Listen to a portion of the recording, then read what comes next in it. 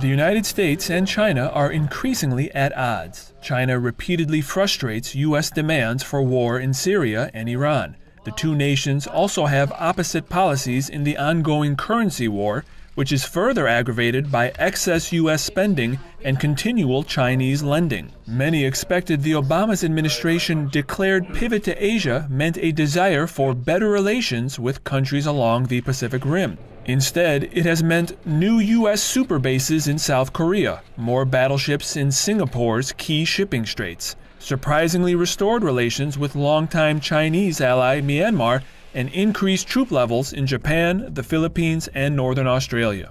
The massive buildup could be preparing for an invasion of North Korea, but many believe the show of force is really an effort to intimidate China's new leaders.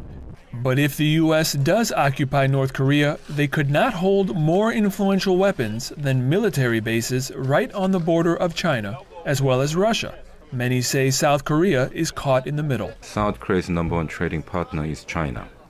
We do not have what America might perceive as China threat perception in this country, right? So then rise of China essentially doesn't have to be a threat to South Korea. Rather, it has become an opportunity to sustain our economic development.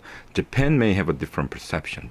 While Beijing repeatedly calls for using diplomacy instead of military might with Pyongyang, the Obama administration has abandoned the traditional six-party talks, which seek to avoid a repeat of the Korean War. China is the only country that promotes the idea of diplomacy outright. They are the one who criticize, overexpansion of the American military right under their neck.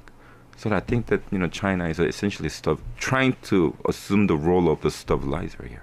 While China recently backed UN sanctions against Pyongyang, few believe they want to give up North Korea as a buffer state. Instead, many view China's surprising switch as a temporary message designed to keep new leader Kim Jong-un on a short leash.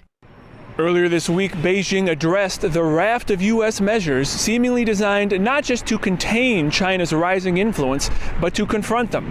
A spokesperson for China's Ministry of Defense said that Washington's emphasis on their military agenda is not conducive to the maintenance of peace and stability in the region. Ramin Mazaheri, Press TV, Seoul.